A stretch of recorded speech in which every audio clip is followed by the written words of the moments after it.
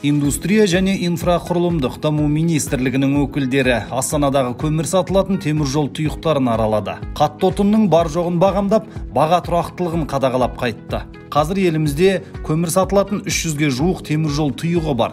Оның ішінде қатты отын сатылатын 11 теміржол тұйығы бас шаһарда орналасқан. Жылына қажетті 10 миллион тонна көмір бар. Соның 50-ден аса пайызы бүгін елге жеткізілді. Коммунальный бытовой сектор халық дейтінді. Барлық тұйықтарда, барлық республикада жеткілікті көмір бар. Вагонға келетін болсақ, бүгін күні жұмыс жасап Қазтеміртранс вагоны паркі, соның 17.800 осы тек қана көмірмен айналысып жатыр. Тең жартысы халықпен жаңа коммунальный бытовой сектор, қалған жартысы энергетика ТЭЦ дейтінді. Яғни көмір бойынша бізде вагон бойынша ешқандай сұрақ жоқ, көмірдің бағасы бойынша ешқандай сұрақ жоқ. Көмірді көріп тұрсыз. Дәл осы тұйықта қазір 3000 тонна көмір жатыр. Керектісініз мына Шұбаркөл, мынау Майкөбе, анау Қаражыра. Кейінгі 7 айда, яғни осы жылдың 1 мамырынан бастап 15 қарашаға дейін Астанаға 259.200 тонна көмір жеткізілді. Қазір еліміздегі теміржол тұйықтарында қатты отынның көлемі 317.000 тоннадан асады. Оның ішінде бас қаладағы теміржол тұйықтарында көмір қоры шамамен 19.000 тонна, Ақмола облысында 58.000 тонна. Бұл пункттер тиісті инфрақұрылыммен, оның ішінде тиеп түсіру техникасымен толық жабдықталған. Көріп жатқаныңыздай ажиотаж жоқ былтырғыдай.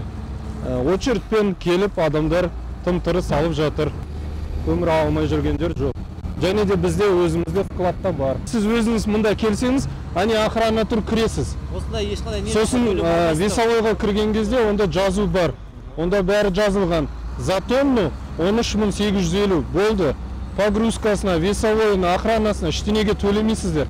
Накладной аласыз, қолына чек ұстатады. Жаңағы доставщиктен сұраңыз, накладноймен чек қайдайды. Көбінесе егер олар қосатын болса, онда документтері жоқ олардың. Халықты қатты отынмен қамтамасыз ету жұмыстары Индустрия және инфрақұрылымдық даму министрлігінің тұрақты бақылауында. Биыл жылыту маусымына дайындық наурыз айынан басталды. Осыған байланысты қазір күнделікті мониторинг жүргізіліп келеді. Астанадағы теміржол тұйықтарының көмір Ақмола облысының таяу маңдағы Жібек жолы, Талапкер, Қосшы және Аршалы және тағы басқа елді мекендеріне сатылады. Теміржол тұйықтарындағы көмірдің бағасы, Астанадағы қатты отынның құны. Майкөбе көмірінің тоннасы 13.200 теңге, Шұбаркөл көмірінің бағасы 13.900 теңге, Қаражыра көмірінің құны 14.600 теңге. Сонымен қатар халық маркет платформасына өңірлік операторларды қосу жұмыстары жалғасып жатыр. Осы орайда заманауи шешімдердің қатты отынды тікелей теміржол тұйықтарынан кезексіз сатып алуға септігі мол екенін айта кеткен абзал. Бұл өз кезегінде халықты жылыту маусымына уақытылы дайындауға мүмкіндік берді. Аталған қанат қақты жобаға Қызылорда, Жамбыл, Павлодар, Қостанай, Қарағанды және Солтүстік Қазақстан және Ақмола облыстары мен Алматы қаласы қосылды.